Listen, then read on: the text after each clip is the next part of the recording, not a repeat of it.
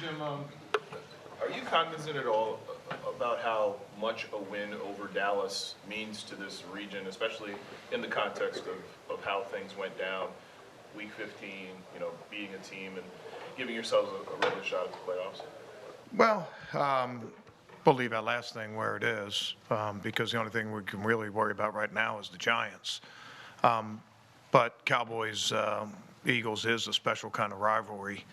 I got introduced to that probably a little bit when I was in college. I had a lot of my college friends went to schools here in Philadelphia, and they were, even though they were college kids, they were always hyped up about that. So being around the NFL, you sort of felt that, and then coming back here, obviously it's a big rivalry. We needed a win. We were able to get it. So it doesn't matter who you're playing, you need to get a win. But I think, that rivalry is one of the special rivalries in the NFL. In the past, you haven't, or you said you haven't paid much attention to home road splits, but they're pretty pronounced this year. I think you're allowing 12 more points on the road than at home. Is there a reason for that other than, crowd noise, things of that nature? It's always nice to play at home. I think our players feed off the energy of the crowd. I think that was evident on Sunday too. You couldn't be around. I came over at about 10 o'clock in the morning over here, and the parking lots were already filled, and you could feel that excitement. So I think that's certainly a part of it, and crowd noise is a little part of it. But we're going to try just as hard on the road as at home, and we have the same process.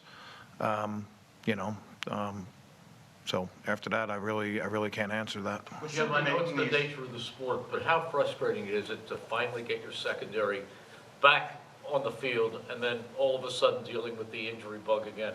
Yeah, it's just part of the game. Whether it's early in the week, whether it's game time, whether it happens early in the season, late in the season. That's why you have a 53-man roster. That's why you have guys on the practice squad to be able to pull up. And, when it comes their time, they have to be ready to play. I think we've seen a lot of different guys step up this year, and it'll happen again.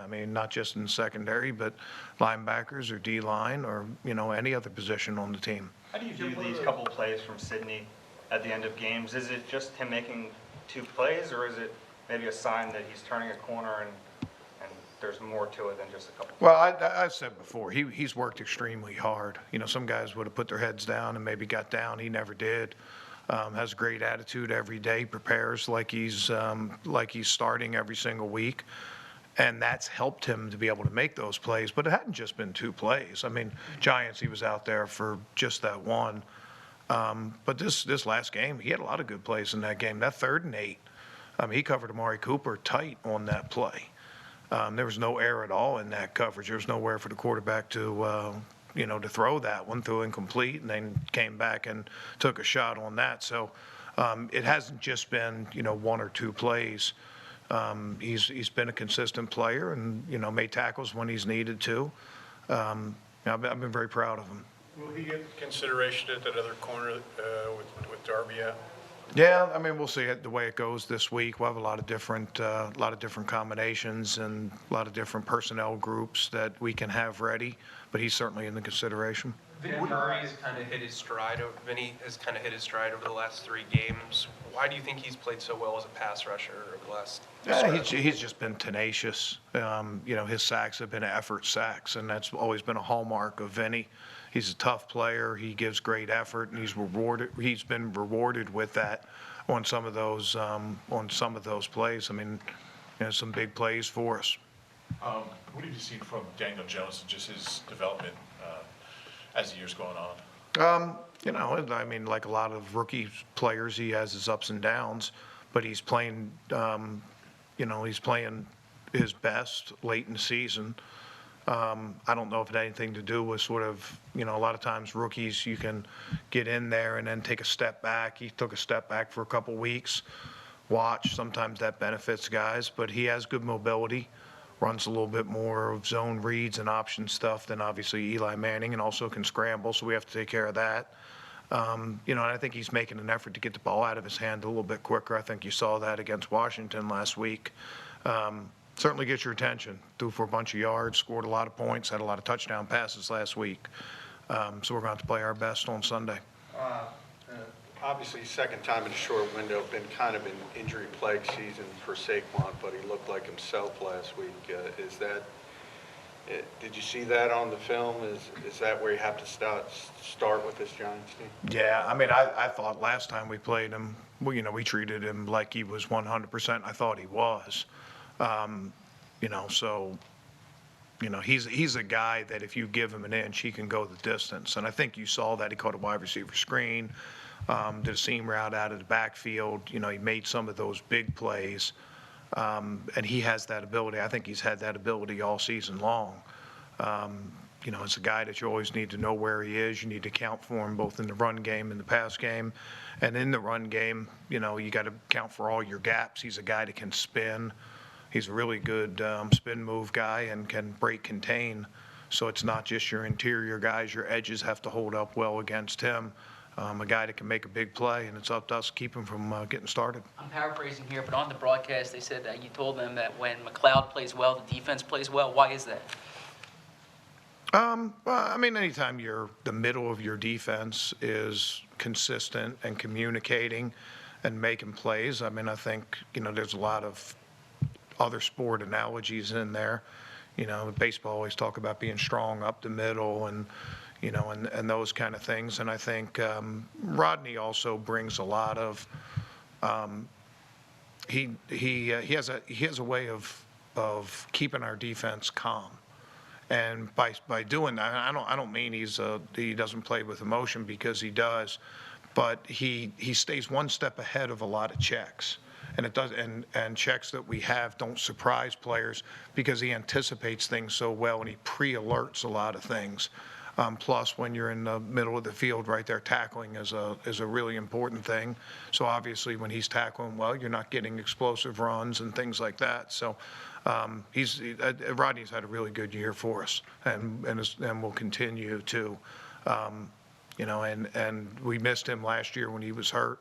He worked really hard to come back, and I think you're really seeing the fruits of all that labor and all that effort that he put into it. The amount of time the offense has held the ball, your offense has held the ball in the last 3 weeks, how much does that help the defense?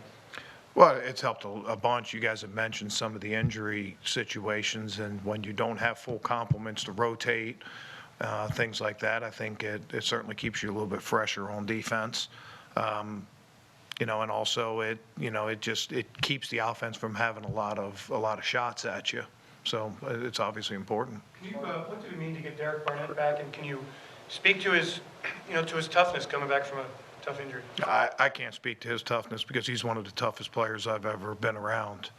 You know, the fact that he played the second half of that Miami game with that ankle just was really amazing to me, and played so as well as he did. You know, I think, you know, he's always been a guy that'll lay it all on the line.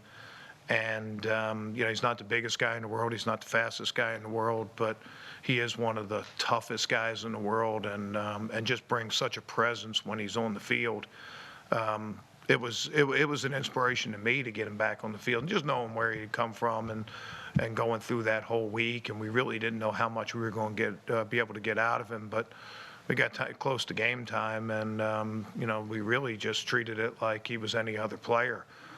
We thought we might have to have a pitch count. We thought we might have to watch and see what things he could do and everything else. And he just went out and played well for us. We had a lot of guys play well. It's one of those games that, you know, there's some games where you can point to like one player, you know, a guy will have 3 sacks, or a guy will make an interception and score or something, and you can point to one player and say, yeah, that player, you know, sort of had a lot to do with the win. You know, we had a lot of guys that contributed to this just by doing their job. Nothing special, nothing, you know, way out of bounds or whatever. We tackled well, we communicated well, we covered well, we rushed well, we made very few mistakes in the game. And I think you know, when you keep a team out of the end zone, it's not a mistake. It was all those guys together. Derek was a big part of that. When did you first realize Derek was that tough? Well, you saw it when he was at Tennessee, but coming here and just watching him practice, watching him compete in games, and deal with some of the injuries he's had, and still be able to go out and be effective. It's you can't not see it when you're around the kid. The best that Nigel played this year?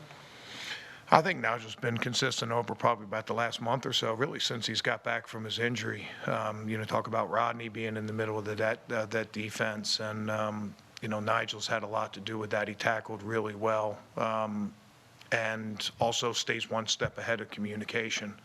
That was it's been really important for us to get him back. Also, now Rodney can give us a calming influence. Nigel's a guy that gives us a lot of fire and plays with a lot of emotion. You need that from middle linebacker. He's done that for us. All right, guys. Merry Christmas.